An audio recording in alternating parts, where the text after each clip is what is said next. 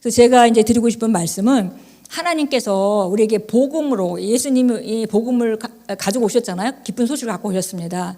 그것은 딴 게 아니라 우리가 그리스도 안에서 어떤 삶을 살 수 있는지 그걸 갖고 오셨어요. 그래서 만약에 예수님을 믿지 않는 사람이 사는 삶은 우리가 상상할 수가 없죠.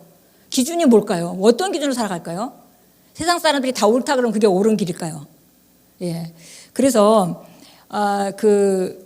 이제 하나님께서 예수님을 보내심으로 말미암아 우리에게 새롭고 산 길을 주셨고 그 길로 들어가면 누구든지 다 아름다운 삶, 풍성한 삶, 목적 있는 삶 이런 삶을 살 수 있도록 예수님을 보내셔서 모든 값을 치르고 모든 일을 이루셨습니다. 예.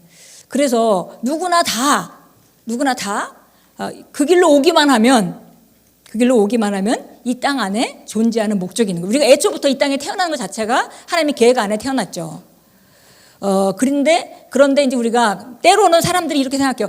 내가 어쩌다가 이런 일이 나한테 어느 날 같이 도적같이 왔다. 성경에 그런 얘기가 있잖아요. 도적같이 그런 날이 이렇게 임한다. 이런 얘기가 있잖아요. 내가 기대하지 않던 날에 벼랑한 어떤 일이 일어나거나 또 예수님 재림하시는 것도 도적같이 올 수 있다라고 이제 성경이 말하고 있죠. 그래서 그렇게 우리가 살다가 어떤 일들을 당하고 그런 일들을 그렇게 당했을 때 내가 무엇을 반응하고 무엇을 기준으로 해야 되고 어떻게 살아가야 되는지 그 기준이 정확하게 명확하게 있지 않다면은 어떤 일을 당하고 뭔가 멘탈이 무너지는 사람도 있고 여러 지금 그런 반응이 여러 가지 반응을 우리가 주변에서 봅니다. 근데 하나님께서는 우리를 이 땅에 보내셨고 또 그다음에 예수님을 보내셔서 우리가 이 땅 안에서 최고의 삶을 살 수 있는 그런 모든 것들을 이미 주셨습니다. 그래서 그걸 우리는 받고 시작을 하는 거죠. 그러니까 불신자들이 아무것도 없이 이 땅 안에서 살아간다는 것이 얼마나 정말 어려운 일이죠. 근데 우리는 처음부터 거듭날 때 하나님 주신 새로운 생명으로 시작하고 우리 안에는 성령님이 오시고 그리고 이 땅에 목적 있게 살아간다는 거죠. 그래서 우리가 이제 이것을 알고 그러면은 우리가 목적 있는 삶을 살아가면서 우리가 우리 자신을 어떻게 해야 되는가? 결국은 속사람만큼 산다는 것입니다. 내가 속사람을 어떻게 만드냐는 굉장히 중요해요. 아까 우리 이금성 사모님이 잘 말씀을 해주셨는데 우리가 뭐 이렇게 사람들이 원하는 그런 뭐 좀 대기업이 원하는 그런 어떤 사람의 스펙을 갖추고 이렇게 구비시키잖아요. 이렇게 구비시켜서 거기에 마땅한 사람으로 만들듯이 우리가 속사람도 우리가 이 땅 안에서 승리할 수 있는 승리는 이미 다 주신 것인데 승리할 수 있는 속사람을 우리가 빚어가야 된다는 것입니다. 근데 그것은 관리가 필요해요. 그냥 가만히 있다가 무슨 일이 일어나면 거기다 그냥 대처하고 또 상처도 받고 또 어떤 것을 들을 때 또 염려도 들어오고 두려움도 들어오고 막 이런 상태로는 그런 승리하는 삶을 살 수가 없습니다. 그래서 결국은 우리가 우리 안에 속사람을 잘 다뤄야 돼요. 그리고 보호해야 되고 잘 다뤄야 됩니다. 그래서 오늘은 이제 여러분의 속사람을 만드는 것만큼 갈 수 있어요. 그렇다면 우리는 어떻게 만들어야 되는가? 우리 자신을. 그리고 그건 평생 해야 될 일입니다. 평생 해야 될 일이에요. 우리가 우리 자신을 만들어가는 거고요. 만드는 것만큼 우리가 어떤 사람을 만들든지 우리가 속사람이 그렇기 때문에 그 사람이 그렇게 살게 되는 겁니다. 그래서 성경은 우리는 항상 이기는 자입니다. 우리를 왕 노릇합니다라고 계속 이제 고백하고 선포하잖아요. 우리가 그거는 어떤 얘기를 하고 있는 거냐면 우리에게 어떤 최고의 삶을 주셨는가를 우리가 얘기하고 있는 것이고요. 그런 말씀에 의해서 내가 지금 삶에 되어지지 않는 부분이 있다 하더라도 결국 나는 다스리는 위치로 갑니다라고 이제 고백하는 건데 그 다스리는 위치로 가는 것이 내가 그런 삶을 그리고 붙잡았지만 내가 결국은 삶 가운데 그런 걸 거쳐서 가게 돼 있는 거예요. 그러니까 내게 접한 일을 싸우고 이길 때 하나 이기고 하나 이기고 하나 이기다 보니까 그냥 평정이 된 거죠. 웬만한 건 뭐 끄떡도 안 하는 사람이 됐어. 그게 바로 다스린 자인 거죠. 그냥 가만히 있는데 나는 하나도 변하지 않고 하나님이 나를 다스리는 위치에 둬서 그냥 다스리게 하는 게 아니라는 겁니다. 그래서 결국은 우리가 이렇게 구원의 완벽한 완전한 구원, 그 구원 안에는 우리가 이 땅에 살아가면서 필요한 모든 것 그리고 이 땅을 떠나고 나서의 모든 것에 대한 완벽한 해답이 있습니다. 그런데 우리가 이제 늘 그렇게 저도 이제 이렇게 제가 주님을 만나기 전에 그런 생각했잖아요. 내가 왜 태어났을까? 나는 어디서 왔을까? 나는 그러면 이제 진짜 끝나면 어디로 가는 거야? 그냥 흙으로 가면 그냥 없나? 이제 제가 불신자였으니까요. 무신론자였고. 그러니까 그런 생각을 했습니다. 그런데 우리가 정확한 말씀 안에서의 우리가 방향성이 있어야 되겠어요. 방향성이 없으면 여러분이 중요한 결정을 잘못하게 됩니다. 방향성이 분명하게 있어. 내가 삶의 목적이 뭐고 나는 어디로 가고 있어. 이렇게 해야 여러분이 결혼 상대 예쁜 여자가 나타나고 예쁜 남자가 나타나서도 이 사람이 내 방향성에 맞는지 이를 생각해야지, 이 방향성이 없으면 잘못된 결정을 할 수 있어요. 그리고 잘못된 결정을 하면 정말 어려운 그야말로 멍에를 지게 되는 겁니다. 예, 그래서 여러분이 여러분의 방향성을 아는 건 너무 중요하고, 그런데 예수님은 우리에게 목적 있는 삶을 가지고 오셨습니다. 네, 그래서 우리가 에베소 2장 10절 말씀하고 같이 보도록 하겠습니다. 잘 아는 말씀이죠. 같이 한번 또박또박 읽어보겠습니다. 우리는 그분의 작품이니 그리스도 예수 안에서 선한 일들을 위하여 창조되었느니라. 이 일들은 하나님께서 미리 정하시어 우리로 그것들 가운데서 행하게 하려 하신 것이라. 예, 그래서 예수님이 우리에게 이미 우리가 그분의 작품이라는 거죠. 그리고 그리스도 예수 안에서 선한 일을 위하여 창조되었으니까, 그러니까 선한 일이란 좋은 일인데 그 선하고 아름다운 일을 따라서 나를 창조하셨다는 목적이 있습니다. 그리고 이제 우리가 그 길을 따라 걷기만 하면, 그건 이미 다 정해져 있는 길이고 그걸 따라서 걷기만 하면 된다 그랬습니다. 그래서 우리가 정말 자신이 이 땅에서 지금 무엇을 위해서 내가 이 땅의 목적이 뭔지를 아는 건 너무나 중요합니다. 그래서 예수님은 정확하게 예수님 자신이 오신 목적에 대해서 얘기를 했죠. 예수님은 요한복음 10장 10절에서 말했습니다. 내가 온 것은 양으로 생명을 얻되 더 풍성히 얻게 하려는 것이라.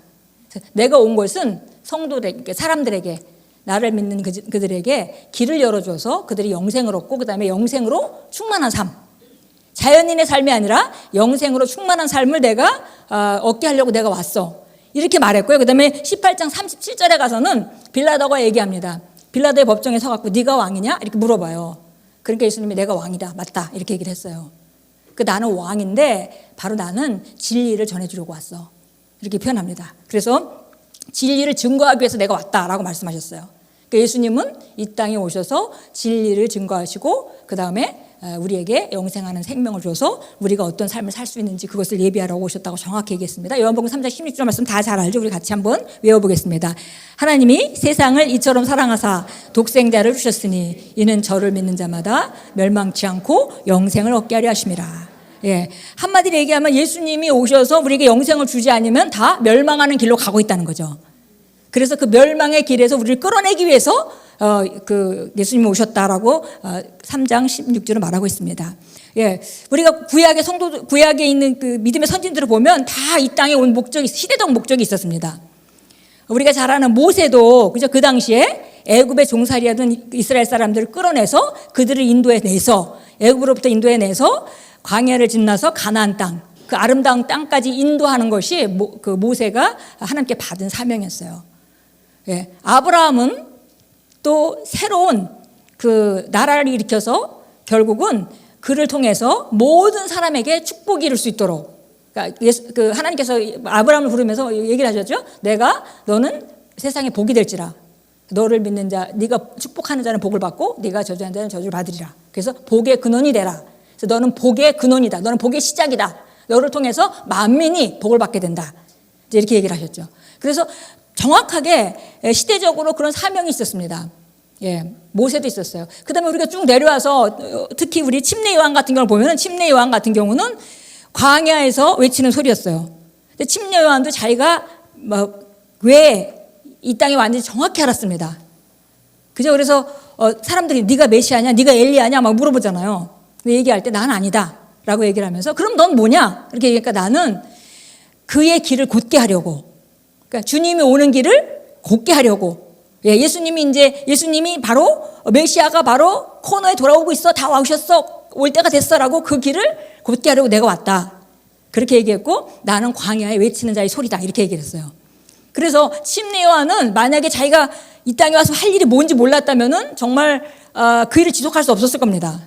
예, 다른 사람들은 그 안에 들어가서 출신도 좋은데 가문도 좋잖아요. 근데 그 안에 들어가서 다 랍비가 되고 다 이렇게 살아가는데 혼자 광야에서 자기가 그렇게 자기 그 깨끗함을 유지하고 살아간다는 것은 쉽지 않았을 겁니다. 그런데 정확하게 알았어요. 그리고 예수님이 나타날 때도 이제 그는 흥하여였고 나는 망하여들이라. 나는 점점 줄어들고 이제 그분이 더 증가해야 된다라고 이제 말씀을 했죠. 그래서 침례 요한도 그랬고요.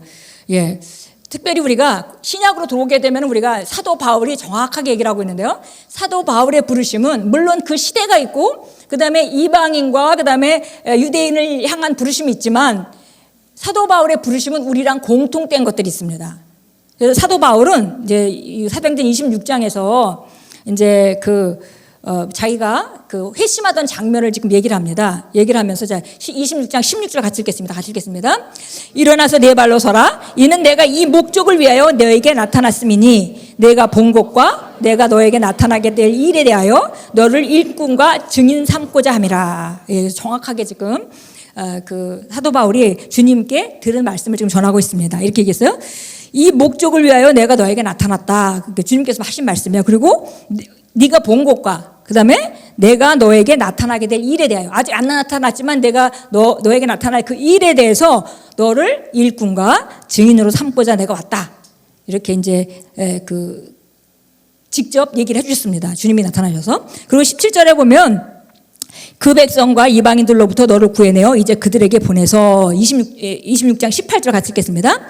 그들의 눈을 뜨게 하여 흑암에서 광명으로 사단의 권세에서 하나님께로 돌아서게 하며 그들로 죄사함을 받게 하고 내 안에 있는 믿음으로 거룩하게 된 사람들 가운데 유업을 받게 하려는 것이라고 하였나이다. 그랬어요. 그래서 이제 그다음에 이방인들과 그다음에 유대인들에게 그들로부터 구출해내고 다시 그들에게 보내서 그들의 눈을 뜨게 하고, 그게 영적 눈을 말하겠죠. 그래서 그들이 아직 하나님을 볼 수 있는 눈이 없으니까 눈을 뜨게 하고, 그다음에 어둠에서 끄집어내서 빛으로 가게 하고, 사단의 권세에서 하나님께로 그들을 돌아서게 하고, 그들이 제사함을 받은 후에 믿음을 잘 활용해서 거룩하게 된 사람들 가운데 유업을 받게 하려고 내가 너에게 나타났다. 내가 너를 불렀다. 이런 말씀이죠. 근데 이건 우리가 시대적으로는 다르겠지만 또 우리가 각자 세상이 다르죠. 그렇지만 이거는 우리도 동일하게 부르심을 받은 부분입니다. 그래서 우리가 무엇을 경험하든지 우리가 본 것과 우리가 경험한 것, 하나님이 어떻게 내게 계시하셨는지. 그러니까 저도 그렇게 무신론자로 예수 믿기가 힘들었거든요. 그러니까 제가 그런 분들을 볼 때 저 접근을 잘못하고 있구나 금방 알 수 있죠. 제가 경험한 거니까. 그러니까 저는 그걸 얘기해 줄 수 있는 거죠. 예, 그래서 본 것과 그다음 우리가 경험한 것, 계시받은 것, 이런 것들을 갖다가 우리가 다른 사람들에게, 아직 믿지 못하는 자들에게 눈을 뜨게 하고, 영적 눈을 뜨게 하고, 그들을 흑암에서 광명으로 오게 하고, 그다음에 그들을 사단의 권세에서 끌어내서 하나님의 나라, 하나님의 권세 안으로 들어오게 하고, 그리고 죄사함을 받아서 믿음을 발휘함으로 말미암아 유업을 얻도록, 이 모든 과정 가운데 우리가 부르심을 받은 것입니다. 예. 그러니까 우리가 일반적인 우리 부르심이에요. 이제 대상이 조금 다를 수 있고 그렇지만 일반적으로 우리가 똑같이 이런 부르심을 받았습니다. 예, 그래서 이것이 이제 우리가 목적이 분명해야 되는 삶인 거죠. 우리가 무엇을 하든지 이 땅 안에서 영향력 있는 자리에 가서 결국은 우리가 이 삶을 살아가는 것이 우리 부르심입니다. 그래서 목적 없는 삶을 살게 되면은 이게 잘못된 결정을 하게 되고요. 그리고 헤매게 됩니다. 근본적으로 불신자들은 하나님이 부르신 목적에 아직 다다르지 못한 거죠. 거듭날 때 비로소 우리가 그 위치에 다다른 것입니다. 예. 그래서 우리가 거듭나면은 우리가 신성한 운명 안으로 들어온다, 그런 표현을 쓰잖아요. 그래서 우리가 투 트랙이 있는 것 같이 이 자연적인 영역의 트랙이 있고 또 영적인 영역의 트랙이 있는데, 진짜 우리가 살아야 되는 인생은 영적인 영역에 있는 트랙이죠. 근데 자연적인 영역에 살아갈 때는 거기서 계속 살아가다가 어느 날 예수 믿고 나니까 이제 제대로 된 트랙에 올라온 거예요. 그래서 이제 내 부르심을 이제 아까 우리가 2장 10절에 에베소 2장 10절에 얘기했던 것 같이 하나님이 정말 아름다운 작품, 그분의 작품은 전부 다 아름다워요. 그래서 아름다운 작품인데 선한 일을 위해서 우리가 창조되었고, 그리고 그 일은 이 세상 안에서 다 이루어질 수밖에 없이 이미 준비해 놓으셨다. 그렇지만 이제 내가 그걸 해야 되는, 그걸 따라가야 하는 일, 거기에 합당하게 내가 준비해야 되는 이제 일은 우리 각자에게 이제 남아 있는 것입니다. 그래서 결국은 거듭나서 우리가 하나님의 말씀만으로만이 우리가 정확하게 이 땅에서 무엇을 왜 살아갈지, 또 어떻게 살아가야 될지, 어떤 모습이 마땅한지를 우리가 알 수 있게 됩니다. 예, 결국은 말씀을 통해서 여러분이 이제 거듭났으면 말씀을 통해서 자기의 경로를 개척하고 인생을 개척하고 그다음에 잠재력을 최대한 발휘하는 그런 삶을 살아가도록 부르심을 받았습니다. 예, 내가 최고가 되면서 다른 사람을 또 그 길로 인도하는 거죠. 그래서 우리는 내가 내가 성공이 돼야 나름대로 내가 가지고 있는 그 분명한 내가 하나님의 말씀 안에서의 계시와 그런 것들이 있어야 다른 사람을 도울 수가 있어요. 그래서 우리가 우리 자신의 부르심을 찾는다면은 다른 사람의 부르심도 찾아줄 수 있는 상태가 되는 거죠. 여기서 우리가 이제 헤븐 이런 얘기 하잖아요. 하늘나라. 그럼 우리는 너무나 옛날에 내세주의적인 그 중심적인 그런 메시지를 많이 들었기 때문에 하늘나라 가면 뭐 이런 걸 생각해요. 근데 헤븐이라는 것은 사실 정확히 얘기하면 하늘나라만 얘기하는 게 아닙니다. 이 땅 안에서, 그러니까 그 마지막 우리가 가는 그 목표가 헤븐이 아니라 헤븐은 이 땅에서 우리가 살아가는 삶의 상태를 말하는 거죠. 예. 헤븐이라는 건 우리가 이 땅 안에서 그리스도 안에 있는 자로서 이 땅에서 살아가는 그런 삶의 상태를 헤븐이라고 얘기하는 거예요. 그러니까 우리가 왕국을 말할 때, 그 왕국이 네 안에 있다 이렇게 얘기했고, 네가 만약에 다스리는 지역, 하나님의 말씀이 다스려지면 거기가 하나님의 왕국이다 이렇게 표현하잖아요. 그러니까 헤븐은 사실 우리가 가야 거는 곳이 아니라 우리 주변에 끌어내려야 되는 것이죠. 사실 만들어내야 되는 것이죠. 그래서 우리가 헤븐이라는 것은 그렇게 우리가 마지막 가는 데가, 우리가 여기서 뭐 고생하고 살아가다가 천국이나 가려고 그런 것은 정말 너무 낮은 차원의 그런 그 목표고 그런 삶입니다. 실제로는 그 헤븐에 있는 모든 것들을, 하늘나라의 그런 왕국의 원리들을 이 땅에서 우리가 나타내고, 그리고 또 이 땅에서 우리가 보여주고 또 경험하고 남을 경험시키는 그런 삶으로 우리가 살아가야 됩니다. 그래서 결국은 이게 정말 아름다운 모습, 아름다운 삶의 모습을 헤븐이라고 말하는 거죠. 예, 그래서 우리가 우리 안에 그분의 왕국이 있다, 헤븐이 있다, 헤븐 인 유 이렇게 표현하잖아요. 그래서 있고 또 우리 가운데 있다. 예, 그것은 정말 아름다운 삶입니다. 그래서 여러분들이 이렇게 나이가 지금 좀 중등부도 있고, 그 다음에 이제 대학부도 있고, 더 나이가 많으신 분도 있고, 이게 하나님의 왕국 안에서 하나 이렇게 한 그 공동체로 이렇게 묶여 있다는 게 너무 아름다운 것 같아요.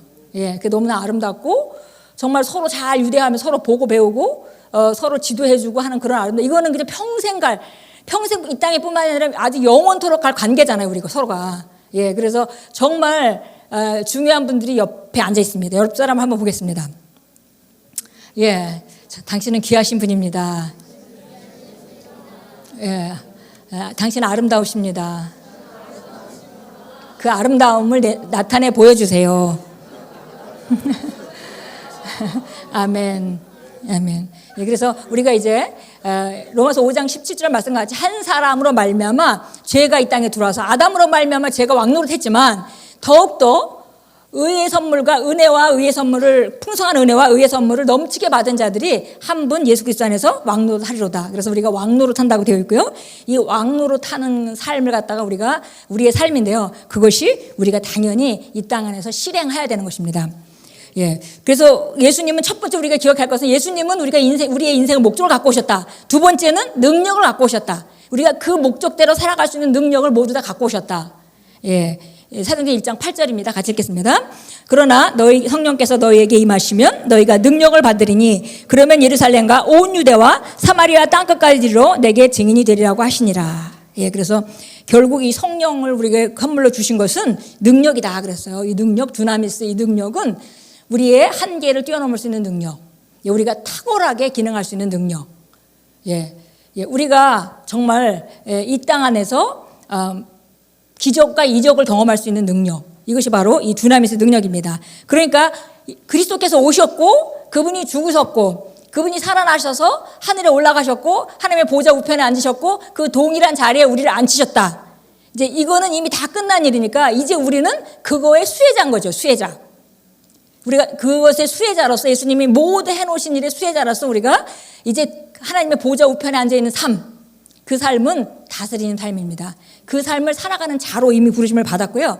이제 우리가 어떻게 삶의 그분을 나타낼 것인가. 그래서 여러 가지, 아까 나는 사모님이 여러 가지 아름다운 정말 사모님만 해줄 수 있는 그런 아름다운 말씀을 전해주실 때 제가 이렇게 느꼈습니다.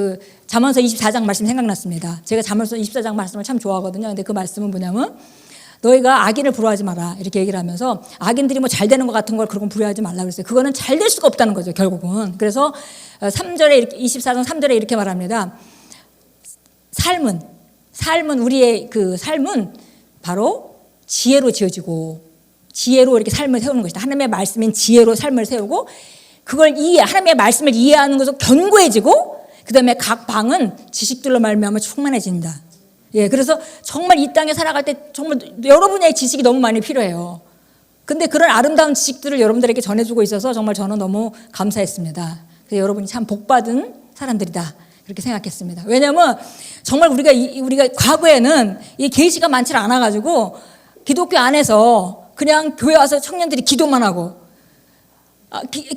그냥 또 직장 생활도 할 때 그냥 뭐 그 주일날 혹시 어쩌다가 한번 특별 근무라도 할 것 같은데 근데 모습만 그림자만 있어도 거긴 안 가고 이렇게 굉장히 이렇게 뭐랄까 폐쇄적이고 약간 그런 쪽으로 사람들이 많이 이렇게 고착돼 있었잖아요. 그래서 최근에도 어떤 분 만나니까 어떤 목사님이 자기네 교회 청년들이 이제 왔는데 어느 교회에서 오셨대요. 청년들이. 근데 그 교회는 정말 청년들을 맨날 철야시키고 그러니까 직장을 제대로 된 걸 가질 수가 없대요.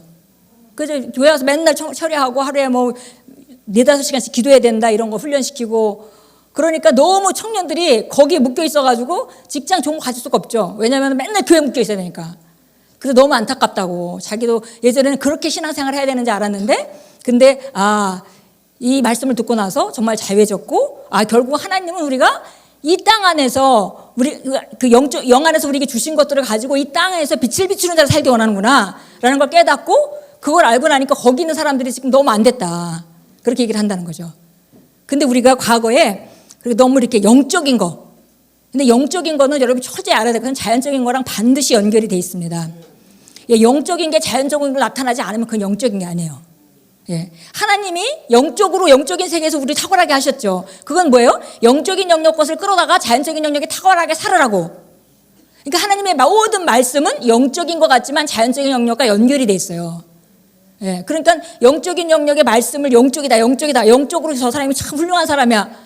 그런데 삶은 영향력도 없고 그렇다면 그건 영적인 게 아니죠. 그럼 우리가 잘못 알고 있는 거예요. 하나님은 그런 삶을 살기 원치 않으세요.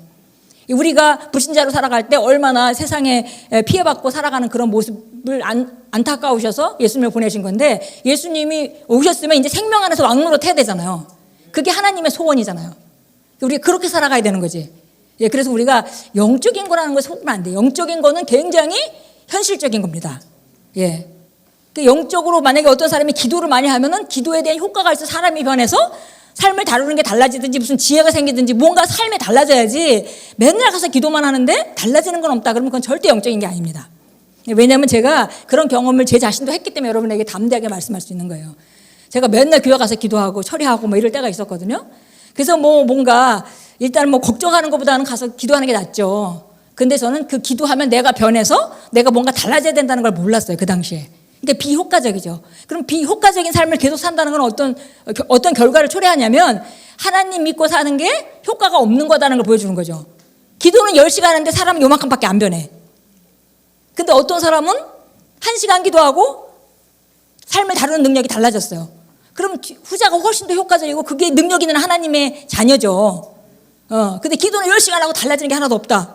이건 좀 생각해 봐야 될 문제야. 근데 우리가 그런 거에 자꾸 속는다는 거죠. 너무 익숙해갖고 지금 대다수의 우리 기독교가 그렇게 가고 있기 때문에 우리가 정말 바짝 정신 차리고 우리가 가야 될 길이 어딘지 정확하게 알고 있지 않으면은 우리가 그런데 해서 굉장히 비효과적인 쪽으로 우리가 갈 수도 있습니다. 그래서 우리가 이미 그분이 이루어 놓으신 빛 가운데 우리는 걷고 있는 것입니다. 그리고 이제는 우리가 그리스도가 해 놓으신 일을 누리는 것입니다. 이것을 이제 우리가 기본적으로 요런 틀이 있죠. 예수님이 우리가 목적 있는 삶을 살아오셨고 그것은 우리가 하나님이 주신 삶을 이 땅 안에서 살아가면서 그다음에 우리가 우리가 사는 동시에 내가 어느 때 얼마큼 돼서 누구에게 얼마나 영향을 미치겠다 그게 아니에요. 우리는 동시에 내가 발전해 가면서 동시에 내게 만난 사람들에게 최선을 다해서 섬기면서 그들에게 복음을 전하고 살아가는 자들입니다. 예수님께서도 그런 말씀을 하셨죠. 내가 가면은 너에게 성령님을 보내주실 거다 이렇게 얘기를 했고요. 내가 너희를 고와 같이 버려두지 않고 다시 올 것이다. 근데 그것은 성령님으로 다시 오는 것을 말씀하셨어요. 그래서 이제 예수님이 이 땅에 오셔서 사시다가 그다음에 하늘나라 가시고 이 땅엔 성령을 선물로 보내주셨죠. 그래서 여러분 전부 다 성령을 받으셨습니다.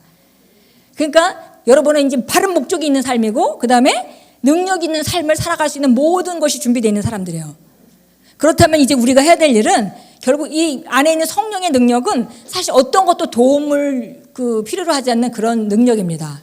그러니까 충분히 자가 발전할 수 있는 그런 능력이에요.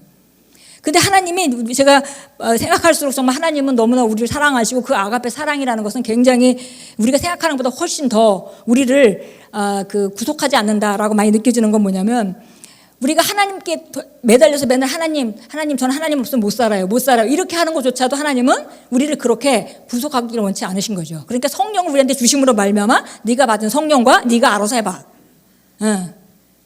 알아서 해봐. 모든 게 이제 네 손에 달렸어. 이렇게 우리를 구원하실 때 우리에게 그런 성령을 선물로 주신 것을 알 수 있습니다. 그래서 우리가 아까 사모님 말씀하셨듯이 우리가 이제 I can do mentality, 나는 뭐든지 할 수 있어. 예, 우리가 막 예를 들어서 뭐든지 한다는 게 뭐 다른 사람의 일을 한다는 게 아니에요. 내 삶에 떨어지는 모든 거. 왜냐면 이거는 전제잖아요. 내가 지금 그분이 나를 부르심을 따라서 부른 그 길을 따라서 걷고 있고 거기에 일어나는 모든 일, 거기에 수반되는 거기에 필요한 모든 일, 이걸 할 수 있다는 그런 멘탈리티를 갖는 것이 굉장히 중요한 거죠. 예, 나는 할 수 있다. 왜냐하면 성령님이 살아계시기 때문에 그분이 지금 여러분이 어떤 상황을 거치고 있다 하더라도 여러분은 절대 혼자 그 길을 가고 있는 것이 아닙니다. 예, 성령님께서 돕고 계세요. 그러니까 사실은 이걸 정확하게 안 되면 아무것도 걱정할 게 없어요, 사실은. 예. 근데 그게 희미하기 때문에 자꾸 내가 힘든 일을 겪는 것 같으면 힘든 일을 겪는 것 같지만 거기서 어떤 일이 일어나냐면 확장이 일어나고 있죠. 내 능력의 확장이 일어나면 어떤 게 오죠? 내 능력에 합당한 확장된 그 능력에 합당한 임무가 오게 되죠. 이게 승진하는 길입니다. 승진하는 길이에요. 이게 어려운 일이 절대 나를 망하게 하는 게 아니에요. 하나님 관점에서 왜냐하면 내가 지금 성령님과 함께 그 길을 동행하고 있기 때문에. 그래서 그것을 이제 인식하는 것이 너무 중요합니다. 예, 그래서 결국 이제 우리 삶의 주도권을 여러분들이 이제 행사하셔야 됩니다. 여러분의 삶은 여러분 손에 있어요. 예.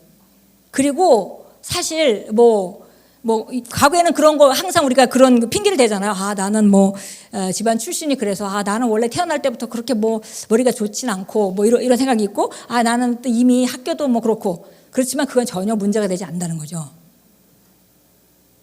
왜냐면 70 먹은 사람이 그런 얘기를 하면 내가 이해가 가. 그렇지만 여러분 나이에는 절대 그런 핑계가 될 수가 없어. 이제부터 얼마든지 새롭게 할 수 있어요. 예. 그래서 여러분은 항상 지금 잠깐 한번 생각해 보시기 바랍니다. 내 속사람은 어떻게 생겼을까? 겉의 모습은 우리가 다 알잖아요. 거울을 보면 알고. 근데 내 속사람의 모습은 어떻게 생겼을까? 내 속사람의 모습은 긍정적인 사람인가? 예. 혹은 굉장히 사물을 보면 비판적으로 반응하나?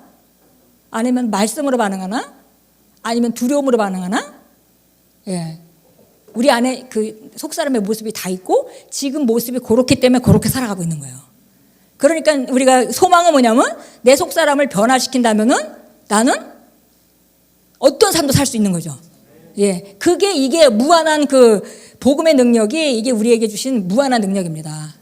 예. 그래서 이제 마음을 잘 관리해서 제가 오늘 메시지는 그거죠. 여러분의 미래를 아름답게 지으십시오. 이게 이제 제 메시지입니다. 예. 아름답게 여러분의 미래는 얼마든지 아름답게 지을 수 있어요. 만약에 예를 들어서 여러분이 여러분 친구들 중에도 굉장히 연약하고 그런 사람들이 있잖아요. 그런 분들은 대부분 과거에 경험했던 것이라든지 이런 것들을 적절하게 잘 해석하지 않고 그냥 과거에 힘들고 어려운 거 이런 것들을 다 상처로 받고 이렇게 하게 되면 속사람의 모습이 정말 너무 연약해집니다. 근데 한번 생각해 보세요. 여러분이 이 속사람의 모습을 가지고 이게 속사람의 모습이 계속 변하는 거거든요. 새로운 정보가 들어오고 특별히 두려움이나 이런 것들이 여러분 안에 장착되게 있으면 그게 수시로 나오게 돼 있어요. 그래서 이 관리를 잘 해야 되는 거죠. 우리가 이 속사람을 관리를 잘 해야 됩니다. 예, 그래서 마음을 잘 관리해야 되는데 잠언서 4장 23절이 너무 잘 말하고 있죠. 열심을 다하여 내 마음을 지키라. 이는 삶의 문제들이 거기서 나옴이라. 예, 또 다른 성경본에서는 이렇게 얘기했습니다. 너가 마음을 잘 지키면 네가 형통을 경험하게 될 것이다. 이렇게 표현했어요. 왜냐하면 우리가 속사람의 모습대로 살아간다는 거죠. 그러니까 저는 이제는 이제 이것에 좀 약간 전문가가 됐습니다. 그래서 사람을 볼 때 그 사람 행동을 보지 않아요, 별로. 그래서 사람이 판단이 안 돼요. 그 사람은 저런 모습이기 때문에 저렇게 사는구나 이렇게 보여지지. 우리가 그 속사람의 모습을 보려면 저 사람 행동만 보고 저 사람 왜 저래 막 이렇게 얘기를 하는데 이분이 그렇게 생겼으니까 지금 여지까지 모아온 재료가 그거니까 거기서 살아가는 거잖아요. 아까 얘기하면서 다른 사람 판단하던 친구가 그 사람 나름대로 열심히 살고 있는 거구나라고 얘기했듯이 그 맞는 얘기죠. 예, 나름대로 열심히 살고 있는 겁니다. 예. 그래서 우리가 그렇게 이제 속사람의 모습을 자꾸 여러분이 내 속사람의 모습을 만들어가는 것 동시에 우리가 다른 사람을 섬기고 그 사람을 양육한다는 것은 다른 사람의 속사람을 만들어가는 거예요. 그래서 그걸 만들 때 양육반이 그 교재로 사용되는 건데요. 제가 양육반을 할 때 이제 그 어떤 문제 때문에 지금 굉장히 이분이 힘들고 인생이 막 꼬여 있어. 자기 딴에는 그냥 어떻게 해결할 수 없는 그런 상태로 꼬여 있다고 생각을 하죠. 그래서 길이 안 보여. 근데 저는 길이 보여요.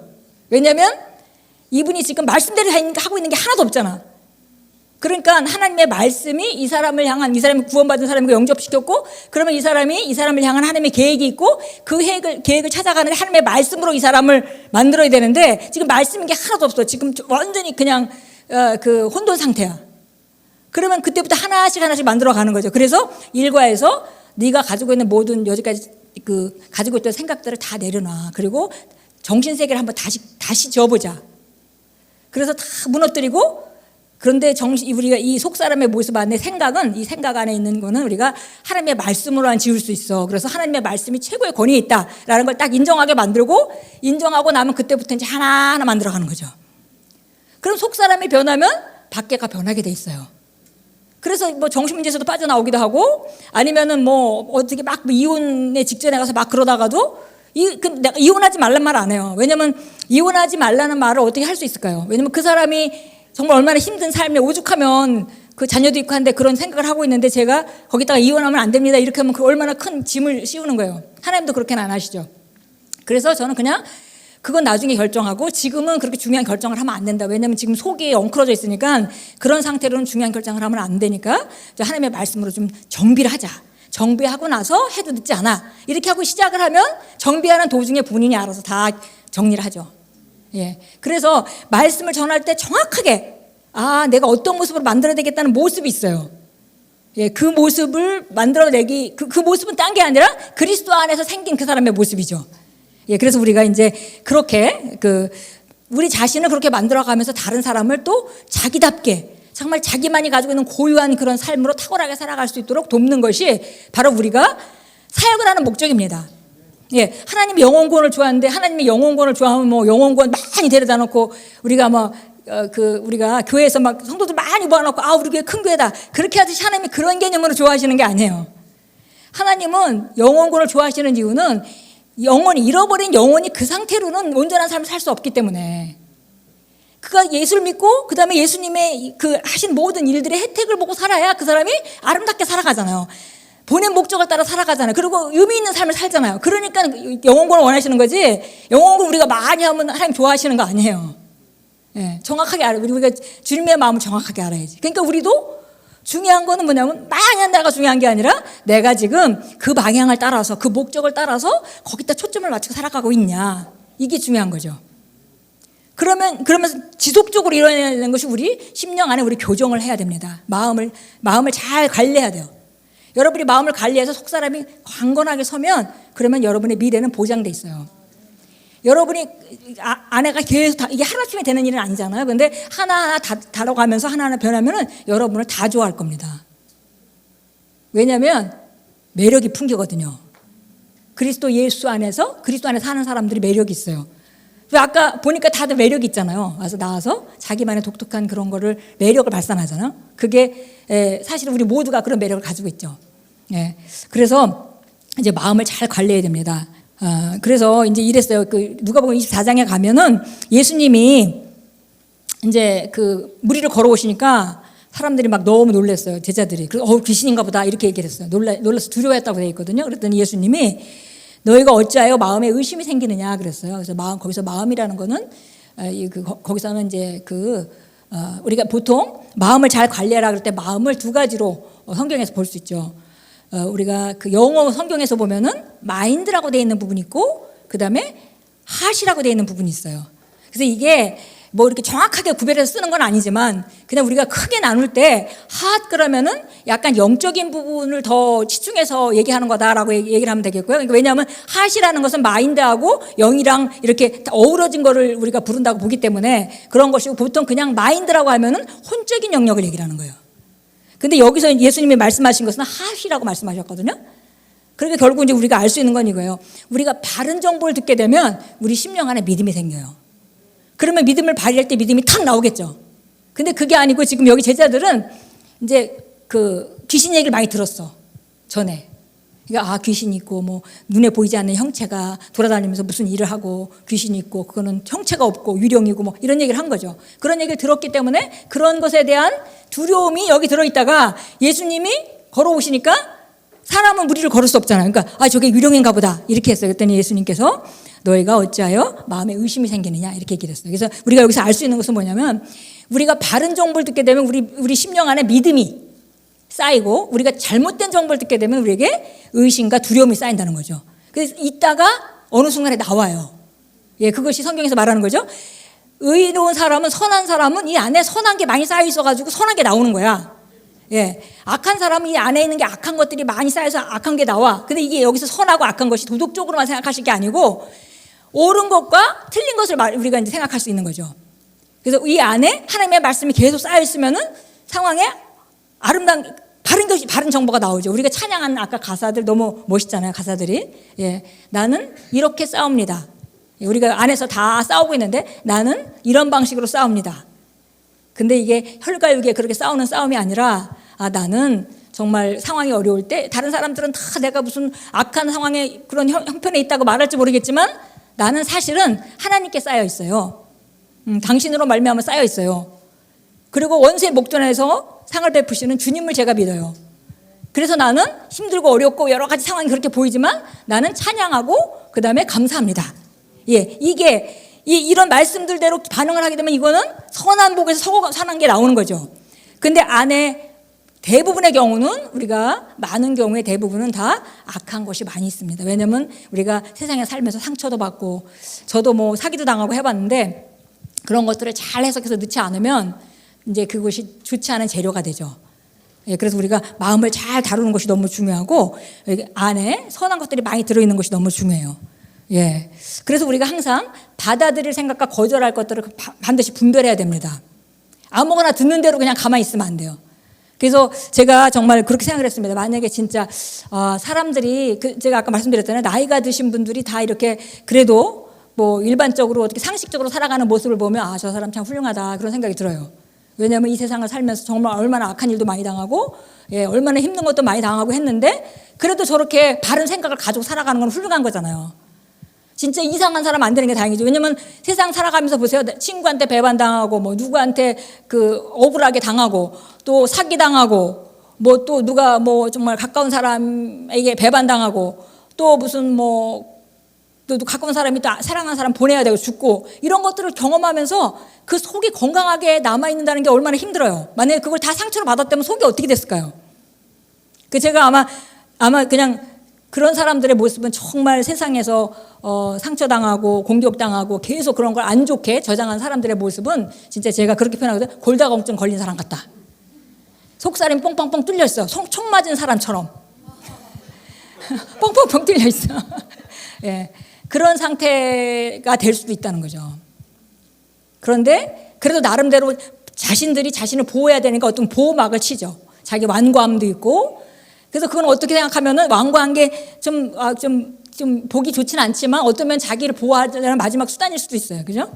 그래서 우리가 그렇게 본다면은 사람의 속사람의 모습이 얼마나 그 사람의 삶을 좌우하는지 알 수 있고, 우리가 우리 속사람을 변형시킨다면 우리가 얼마나 좋은 삶을 살 수 있는지가 이거는 보장이 되는 겁니다. 이건 하나님 보장하신 것이고 우리가 정말 그래요. 그래서 제가 주변에 아까 얘기를 했잖아요. 아까 우리 장로님이 처음에는 그렇게 너무 부정지수, 저 장로님 50년 살면서 정말 힘들고 어려운 일만 겪으셨나 보다. 저렇게 뭐든지 다 부정적이니까 어떻게 고칠 수가 없어요. 50년 살아온 거를. 근데 하나님 말씀을 계속 듣더니 조금씩 변하면서 자꾸 변하시더니 몸은 점점 더 좋아지고, 오히려 사실 그 병이 50대 왔으니까 60대 70대 되면 더 안 좋아야 되잖아요. 근데 점점 더 좋아지셔가지고 지금 운전도 하고 다니시고 막 하시다가 지금도 건강히 아직도 살아계십니다. 그래서 그건 뭐예요? 속사람의 모습대로 밖은 살 수밖에 없는 거예요. 그러니까 내가 할 수 있는 건 밖을 어떻게 할 수는 없지만 속사람을 잘 다루는 건 내가 할 수 있는 일이고 나만 할 수 있는, 아무도 해줄 수가 없어요. 예, 그래서 제가 이제 뭐 이렇게 그 뭐 정신줄 같은 거 이렇게 할 때 만나잖아요. 만나면 제가 이렇게 얘기합니다. 나는 당신이 거기서 빠져나오는 길을 알고 있어요. 근데 제가 대신 해줄 수는 없습니다. 근데 내가 길을 알아서 길을 안내를 해줄 수는 있어요. 그러니까는 만약에 자매님이 예를 들어서 그것에 대해서 나를 신뢰하고 그 길로 간다고 선택하고 결단하고 헌신이 필요한데 그걸 하겠다면 내가 도울 수 있습니다. 그렇지 내가 할 수 있는 일은 아니에요. 이렇게 말합니다. 왜냐하면 본인이 해야 되는 일이니까. 그래서 우리 자신은 우리가 이 그 마음을 잘 사용해야 됩니다. 예, 그래서 여기 보니까 이렇게 돼 있어요. 자, 이사야서 26장 3절 같이 읽겠습니다. 주께서는 마음을 주께 의탁하는 사람을 완전한 화평 속에 지키시리니 이는 그 사람이 주를 신뢰함이니이다. 예, 마음을 주께 의탁하는 자. 예, 정말 여러분이 어떤 삶을 살면서 주님이 나와 함께 하신다. 그리고 그분을 신뢰한다. 예, 그거를 믿으면 여러분의 삶은 어떤 상황 가운데도 승리할 수밖에 없습니다.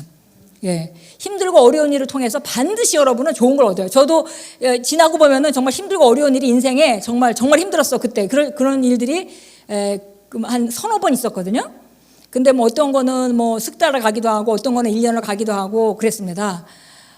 어떤 거는 한 40일을 가기도 하고 그랬는데 지나고 나서 그 상황들이 저에게 해를 끼치면 한 개도 없어요. 그것들로 말미암아 더 제가 강해지고 더 온전해지고, 그러니까 욥이 모든 걸 경험하고 나서 내가 주님을 그 말로만 들었더니 이제 눈으로 보았나이다 하는 것 같이 제가 하나님의 말씀을 실제화하는 기회가 됐고 그것이 하나님을 더 신뢰하는 기회가 됐고, 예, 어떤 것도 그때는 힘들었지만 어떤 것도 요만큼도 저한테 마이너스를 준 게 없어요. 그래서 저는 확신이 있습니다. 그런 어려운 일들이 결국 우리에게 아까 오전에 들었듯이 모든 것이 합리과 선을 이루게 되어 있지, 그것이 절대 내가 잘못 해석하지만 않는다면 그것은 절대 내게 불이익을 줄 수 없다라고 저는 철저하게 믿습니다. 그러니까 지금은 다른 사람들이 그런 일을 겪어도 그렇게 보여요. 그렇게 보이게 이제 제 마음은 이제 정리가 돼 있는 거죠. 말씀으로 정리가 돼 있기 때문에 다른 사람이 봐도 그냥 뻔히 보여요. 본인은 막 어렵다 그러는데 제가 볼 때는 저걸 통해서 더 강해지겠구나. 저걸 통해서 더 온전해지고 능력이 증가하겠구나. 이렇게 이제 보여지죠. 예, 그래서 이제 우리가 하나님께서 주신 그런 인생의 목적과 능력을 가지고 우리가 바른 길로 계속 가는데 우리가 이제 마음을 잘 사용해야 된다 그랬잖아요. 그래서 마음을 우리가 이거를 마인드 매니지먼트 이렇게 표현해요. 우리가 시간을 관리한다. 뭐 하면서 마인드도 굉장히 우리가 관리해야 될 중요한 부분입니다. 속 사람이 어떤 대로 살아가니까요. 예, 그래서 마인드 매니지먼트라는 이제 얘기가 나오고, 우리가 여러분이 이런 걸 좀 자세히 알고 싶으면은 크리스 웨클러메 목사님의 마음의 능력이라는 그 책을 좀 보시면 좀 자세하게 나와 있습니다. 복잡해요. 조금 복잡한데 그냥 마음이라는 것은 여기서 마인드를 얘기하는 거죠. 근데 마음이라는 것은 우리가 이렇게 생각하면 되겠습니다. 크리스 목사님도 그 책에서 말씀하시는데요. 우리가 몸이 있고 몸 전체에 이렇게 신경이 이렇게 흩어져 있잖아요. 몸 전체에. 그렇듯이 우리 영과 혼은 그렇게 영이라는 것에 혼이 속속들이 있듯이 그렇게 있다. 그런데 우리가 혼의 중심부는 두뇌잖아, 두뇌. 그렇듯이 생각의 이 혼의 중심부는 두뇌인 것 같이 바로 이 영 안에서 그 다음에 혼이 있고 그 다음에 혼의 중심부가 바로 마인드다, 이렇게 표현하는 거예요. 그러니까 우리가 신경 조직을 전체가 뻗어있으면 그 중심이 바로 두뇌인 것 같이 그냥 우리 혼 전체의 중심부가 그냥 마인드야, 이렇게 표현하는 마음이라고. 그러니까 우리가 이 마음을 잘 관리를 하게 되면 우리 속사람을 잘 관리하게 되죠. 왜냐하면 우리가 속사람은 이미 영은 거듭나서 아름답게 이미 되어져 있는데 이제 혼이 영과 같은 생각을 하고 말씀으로 교정되어 있으면 속사람이 굉장히 강건한 사람이 되는 거고, 거꾸로 이 혼이라는 것은 이 마인드는 어떻게 왜 관리를 해야 되냐면 이것이 밖으로부터 영향력이 올 수도 있고 안으로부터 영향력이 올 수도 있어요. 밖으로부터 오는 건 여러분의 경험을 따라 감각적인 영역에서 오는 것들을 갖다가 영향을 미치게 하는 거죠, 마음에다가. 근데 우리가 하는 건 그게 아니라 인사이드 아웃.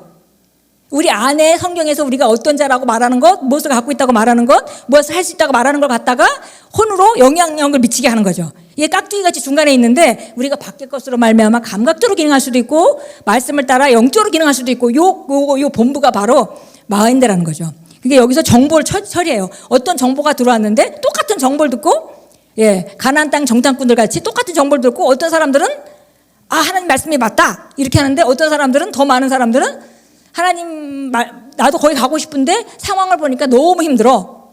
똑같은 걸 보고 그래서 이 마음의 그 혼의 그 본부에서 정보 처리하는 본부에서 지금 무슨 일이 일어나고 있느냐가 중요한 거죠. 그래서 바로 여기서는 마인드에서는 혼의 중심이기도 하고 여기는 생각과 추론하는 능력이 있기도 하고요. 그다음에 이것이 상상하고 인식하고 이해하는 그런 능력도 있고 그래서 잘 다루어서 내가 이 마인드를 잘 다루어가지고 어떤 경향을 갖게 되면 방향성이 생기잖아요. 이 사람은 항상 이렇게 하면 이쪽 방향으로 가더라. 그럼 그게 태도가 되는 거죠. 그래서 아까 겸손한 태도, 무슨 태도. 나 겸손하려고 계속 노력을 하게 되면 겸손한 상황이 왔을 때 또 내 안에서 그런 게 일어나지만 내가 겸손한 걸 선택하면 내가 나중에는 그런 태도가 돼버리는 거예요. 그러니까 그 자연스러워지는 거죠. 이제는 뭐 억지로 하려고 하지 말고 그냥 말씀 안에서 그런 태도가 돼버리면 그 자연스럽게 일어나요. 그래서 그런 태도가 일어날 때까지 우리가 그런 마인드를 계속 매니지먼트를 해야 된다는 겁니다. 그래서 우리가 말씀을 따라서 우리가 매니지먼트를 합니다. 그래서 말씀 안에서 우리가 그 마음을 매니지먼트 하는데 마음 안에서 여기 마음이라는 건 혼적인 영역이잖아요. 그러니까 혼적인 영역에 정보 처리 본부가 마인드인데 여기 안에 보니까 혼적인 영역에 생각도 들어있고 상상하는 능력, 인식하는 능력 그런 것도 들어있고 감정도 들어있고요. 의지도 들어있고 다 들어있어요. 그래서 여기서 이 안에 있는 이 생각들을 잘 정리하는 거, 교정하는 것이 우리가 이제 하는 일입니다. 그래서 생각은 어떤 생각을 함으로 말미암아 건설적이기도 하고 파괴적이기도 하고 생각은 감정을 항상 수반하고 다닙니다. 그래서 여러분이 만약에 누구 생각을 하면 기분이 나빠지잖아요. 내가 옛날에 상처받던 누구 생각하면 기분이 나빠지죠. 그러면 생각과 감정이 연결돼 있어요. 그러니까 여러분이 생각을 잘 다루면 감정을 컨트롤할 수 있습니다. 그래서 바르게 우리가 만약에 예를 들어서 어떤 아이가 만약에 엄마한테 막 땡깡을 부리고 있고 막 너무 길거리에서 막 난리를 치고 있고 막 엄마를 괴롭히고 그러면 우리가 제가 왜 저래 이렇게 보잖아요. 근데 그래서 제가 왜 저래 제가 참 안 좋다 이렇게 좋지 않은 감정이 생기는데 만약에 가까이 가서 봤는데 걔가 막 온몸이 다 화상을 입어가지고 힘들어서 고통받는 생각이 있는데 우리 생각이 확 바뀌죠. 감정이 더 이상 불쌍하다 이렇게 바뀌잖아요. 생각과 감정은 따라다니는 거예요 이렇게. 그래서 우리가 생각을 잘 다뤄야 될 필요가 있는 것이죠. 그래서 바른 그림으로 생각을 바꾸는 작업을 해야 됩니다. 그래서 정말 항상 잘못된 생각이 들을 때 그 생각을 그냥 두시면 안 돼요. 그냥 덮어놓으면 안 돼요. 안 되고 이건 잘못된 생각이야. 내가 이걸 갖다가 바른 생각으로 이거를 덮으셔야 되겠다. 없애야 되겠다. 이렇게 대면하고 그것을 대적해야 되죠. 그래서 만약에 이거 그림 있잖아. 내가 이렇게 되고 너는 이렇게 하면 이렇게 안 될 거야. 이거는 바른 생각이 아니잖아요. 그럼 우리가 하나님 말씀에 나는 항상 승리하는 자입니다. 생명 안에서 나는 왕노릇합니다. 이런 말씀으로 계속 선포함으로 말미암아 옛날 가지고 있는 생각을 넘어뜨려야 되죠. 이런 싸움이 안에서 일어나는 겁니다. 이 싸움은 그래서 실제적인 싸움은 밖에서 일어나는 게 아니라 안에서 일어나요. 그래서 여러분이 만약에 복종시키면 여러분이 생각하는 거는 하나님의 말씀과 아주 근사해지는 거죠. 그래서 나는 누군지 내가 알아. 나는 그렇게밖에 생각 못해. 그리고 나는 이길 수밖에 없잖아. 나는 누구도 사랑할 수 있다. 이런 생각들로 안에 꽉 차 있으면 인생이 얼마나 편해지는지. 인생이 너무나 편해지죠. 그러나 거기까지 갈 때까지 그렇게 해서 여러분이 세상을 다스리는 겁니다. 저절로 다스려지는 게 아니에요. 싸움을 하고 이겨야 정복권이 생기죠. 그러니까 여러분이 갈등하는 거를 힘들어할 필요가 없어요. 당연하다고 생각하고 갈등하면서 이겨야 정복권이 생기죠. 정복하고 정복해 여러분이 다스린 자가 되잖아요. 왕노릇 하잖아요. 어떤 것도 이제 나한테 범접할 수가 없어. 그런 상태가 어떤 환경에도 난 이겨. 어떤 환경에도 난 승리해. 왜냐면 마음 안에 지금 정리가 잘 돼 있기 때문에 속사람이 잘 그 모습을 갖추고 있기 때문에. 그래서 이제 여러분이 고백할 때 이 속사람을 잘 다루는 것이고 근데 고백하고 여러분이 기도하면서는 속사람 저절로 다뤄질 겁니다. 그런데 정말 더 효과적인 건 뭐냐면 잘못된 생각이 나타날 때마다 이 생각은 옳지 않아. 그리고 만약에 질투심이 일어나거나 하면 이거는 그쪽에 내 안에 있는 영에서 나오는 생각이 아니다. 내려놓고 나는 하나님이 아가페 사랑을 줘서 나는 그 사람을 사랑하고 축복합니다. 그 사람이 잘 되길 원하고 난 축복합니다. 이렇게 계속 선포함으로 말미암아 그런 훈련을 해야 돼. 생각도 훈련에 복종하게 됩니다. 생각에 끌려다니면 안 되고 생각을 내가 잡아와야 되죠. 그래서 훈련을 해야 되는 거예요. 그래서 이걸 갖다가 우리가 당신의 생각을 훈련하십시오 이렇게 표현하는 거죠. 그냥 드는 생각대로 내가 끌려다니면 그러면은 우리가 승리하는 삶을 살 수가 없고 하나님이 우리한테 주신 삶은 그런 삶이 아닙니다. 그래서 우리가 시간이 됐기 때문에 하면은 기본적으로 우리가 여러분이 걱정하는 생각들, 걱정하는 생각들 이거는 백해 무익하죠 사실. 그래서 우리가 빌립보서 4장 6절 7절에 말했습니다. 너희가 걱정이 있을 일이 많지 살다 보면 그렇지만 아무것도 걱정하지 말고 그 다음에 그냥 네가 아랠 게 있으면 하나님께 감사함으로 아뢰. 그러면 네가 평강이 네 안에 머물게 될 것이고, 그리고 그러면은 내 마음과 생각을 하나님 지켜주시고 네가 뭐를 할지 할 바를 하나님께서 알려주실 거야 이렇게 말했습니다. 그래서 걱정하지 않는 거. 과거에 혹시 여러분이 실패한 경험이 있다 하더라도 그것에 대해서 실패했지 이렇게 그냥 내버려 두지 마세요. 만약에 예를 들어서 종종 여러분이 실패한 생각들이 올라온다면 여러분 그걸 대면하셔야 돼요. 그때는 내가 제대로 알지 못했어. 그때는 제대로 알지 못했어. 그러니까 그냥 실패의 개념이 안 올라오면 상관이 없어요. 근데 계속 그 옛날 실패가 자꾸 떠오르고 그렇게 하잖아요. 그리고 만약에 예를 들어서 뭐 옛날에 누구랑 교제하다가 누가 날 떠났어. 그러면 떠난 사람은 좀 덜한데 보낸 사람은 마음이 많이 아프고 상처가 심하죠. 근데 솔직히 해서 갈 사람은 가야 되는 거지. 그 사람이 최고가 아니면 가야 되잖아요. 그러니까 내가 상처를 받았다 생각하지 말고 갈 사람이 갔다라고 생각을 해야 되는 거죠. 그래서 그 감정이 없어질 때까지 계속 그 생각이 들어올 때마다 바른 생각으로 그걸 덮어 씌우고 자꾸 하는 그럼 나중에는 그 생각이 안 나고 갈 사람은 잘 갔어 이렇게 생각이 하게 된다는 거죠. 그래서 그냥 두지 말고 계속 훈련을 생각을 계속 고르고 훈련을 조금만 훈련하면 여러분 정말 여러분이 정말 아름다운 성품이 되고 그다음에 정말 인생이 편해집니다. 왜냐하면 여기 이렇게 지각을 이해할 수 없는 하나님의 평강이 우리 마음과 생각을 지키시게 되기 때문입니다. 이제 그러면서 우리가 맨날 고백하는 것이 새로운 나를 입는 거죠. 내가 경험한 나가 아니라 내가 경험한 나는 그 감각적으로 접근하는 거죠. 성경에서 말하는 나, 그리스도 안에 있는 나는 어떤 자인지. 그래서 우리가 그 에베소 4장 23절 24절 잠시 읽겠습니다. 너희 생각의 영 안에서 새롭게 되어 하나님을 따라 의와 참된 거룩함 안에서 입은 새로 창조된 새 사람을 입으라. 그래서 입는 거. 그래서 사도 바울이 계속 얘기를 했어요. 사도 바울이 고린도 후서 5장에서 얘기를 하죠. 그러면서 얘기를 하면서 이제 내가 이제 그 믿음으로 갖고 내가 이제 그 감각으로 걷자 보는 것으로 살지 않아 이렇게 얘기를 하면서 얘기를 하죠. 나는 믿음으로 산다. 그렇게 믿음으로 사는 이유는 뭐냐면 내가 이 몸을 벗고 내가 갈 수 있는데 벗으려는 것이 아니라 내가 입으려는 거야. 벗고 가는 거는 쉬운 일이에요. 근데 입고 이 땅에 살아야 되니까 천국을 이 땅에서 실현해야 되니까 계속 새 사람을 입는 거죠. 그래서 이건 옷 입듯이 의도적으로 입는 것이라고 성경이 말하고 있습니다. 그래서 실제적으로 생각을 훈련하고 상황을 보는 관점. 아까 우리 찬양했듯이 그거예요. 어떤 상황을 봤는데 사람들은 내가 힘들고 어렵고 상황을 보면 그래. 근데 내가 하나님의 관점으로 보면 나는 하나님의 도움을 받고 있고 여기에서 뚫고 나가서 승리할 것이다 라고 보는 관점을 눈을 계속 바꾸는 거죠. 하나님의 말씀을 따라. 그러면 그것이 불가능한 것 같지만 정말 아무도 여러분이 어떤 생각이 와도 무너뜨릴 수 없는 그런 평강 가운데 살게 됩니다. 그래서 예전에 크리스 목사님이 계속 말씀하시다 이런 얘기를 하셨어요. 나는 그렇게밖에 생각 못해. 나는 그냥 나는 내가 사랑할 수 없는 사람 만나본 적이 없어. 이렇게 얘기를 해요.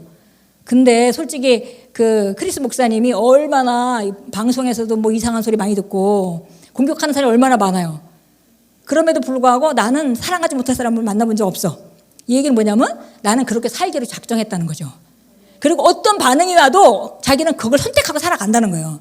그렇게 자기 자신을 계속 훈련하게 되면 자기가 결정하고 생각을 훈련하면 생각이 쉽게 움직이는 그런 때까지 옵니다. 지금은 이렇게 생각하려고 자꾸 돌아가죠. 근데 그것을 갖다가 자꾸 잡아오는 거예요. 그래서 최근에 또 우리 이제 딸이 전화를 해가지고 그 얘기를 하는 거죠. 무슨 일이 있어서가 아니라 뭐 이렇게 굉장히 해피하고 막 이렇게 했는데 약간 다운 무드가 생긴다는 거예요, 본인이. 그래서 이게 자기가 안 돼. 해답은 다 아는데 약간 다운 무드가 생겼다. 무슨 일이 있는 거 아닌데. 근데 뭐 일이 잘 될 때만 해피하면 그거는 제대로 된 누림이 아니잖아요. 그래서 뭐 상황이 어찌해도 자기가 똑같은 걸 누려야 되는데 무슨 일이 있었던 것도 아닌데 약간 다운무드가 생긴다는 거지. 그래서 제가 그랬습니다. 그럴 때 생각을 잡아와서 생각을 트레인해야 돼. 그렇게 트레인해서 빠져나오는 거죠. 그렇게 그런 과정을 거치지 않고 생각이 옳은 생각만 하는 사람 없습니다. 그러니까 그건 네가 훈련할 때야 지금. 그러니까 네가 지금 선택하고 그리스도 안에서 네가 행복한 자고 행복한 자라는 걸 선택하고 거기서 네가 그 생각을 훈련해라. 그러면 생각이 복종해요. 그래서 하나 갖다 복종시키고 하나 갖다 복종시키고 이게 바로 우리가 그 고린도후서 5장 10절에서 말하는 얘기죠. 예. 모든 이론과 그리스도를 향해 높아진 모든 것을 사로잡아서 그리스도께 복종케 하니 이렇게. 그래서 이렇게 견고한 진이나 우리가 가지고 있는 모든 습성들을 훈련함으로 말미암아 얼마든지 제어하고 여러분의 속사람을 아름답게 만들 수 있습니다. 그래서 아름답게 만드셔서 여러분 정말 아름다운 삶을 살기 원합니다. 예, 이 모든 것은 그랬어요. 마지막으로 마음을 새롭게 하려는 나의 선택으로부터 시작됩니다. 예, 그러니까 여러분이 오늘부터 하나님 앞에 가는 날까지 그게 몇 살이 될지 모르겠지만 그때까지 계속 나는 내 속사람을 잘 다뤄서 그래서 정말 내 속사람대로 정말 속사람대로 인생을 사는 거예요. 그러니까 속사람을 잘 다루면은 인생은 정말 아름다운 삶을 살게 됩니다. 그래서 여러분이 정말 아름다운 삶으로 점점 전진하시고 그런 모든 과정 가운데 그러니까 속지 말아야 될 것은 내가 언젠가 내가 무슨 대학을 가면 내가 언젠가 뭘 하면 이렇게 생각하시면 안 돼요. 그런 건 속는 겁니다. 그냥 오늘이 중요한 거, 오늘. 예. 오늘 내가 이렇게 살고 있다는 게 중요하고 오늘 내가 내 생각을 하나 고르는 게 중요하고 오늘 내가 이 사는 삶 가운데 힘들고 어렵지만 그 승리와 확신을 가지고 뚫고 나가는 게 중요하고 오늘이 중요해요. 오늘을 중요하게 살아가면 그날은 오게 됩니다. 예. 근데 만약에 오늘은 중요하지 않고 그날 내가 대학만 가면 내가 결혼만 하면 이런 걸 가지고 있으면 오늘이 힘들어지고요. 그리고 그날도 빨리 오기 힘듭니다. 그리고 그날 효과적인 그날을 맞을 수가 없어요. 그래서 오늘이란 날에 그냥 오늘 여기 정말 아름다운 곳에 와서 아름다운 사람들이랑 함께 은혜 받고 정말 오늘 최고의 날이다. 기뻐하고 즐거워하시고 또 오늘 주님께서 주신 말씀들 여러분이 잡고 붙드셔서 또 여러분 삶에 그 인생 프로젝트로 내 마음을 내가 잘 다스리고 내 생각을 잘 다스려서 속사람을 예쁘게 지어가야겠구나. 계속 훈련하세요. 오늘 내 속사람은 어떻게 생겼을까? 또 다른 사람 볼 때 저 사람 속사람은 어떻게 생겼지? 이렇게 보고 만약에 예를 들어서 예수 안 믿는 사람 같으면은 힘들고 어려운 사람들 많잖아요. 그렇게 살아갈 때 저 사람이 저렇게 살 이유가 없는데 저 사람의 속을 좀 바꿔주고 싶다. 이렇게 하면 그 사람에게 최고를 선물하는 거죠. 그래서 우리가 그런 삶으로 나아가고 오늘 확실하게 분명하게 선택하셔서 지속적으로 오랜 기간 동안 계속 아름답게 지어가서 정말 그리스도의 장성한 분량까지 나타내시는 저와 여러분이 되길 바랍니다. 감사합니다.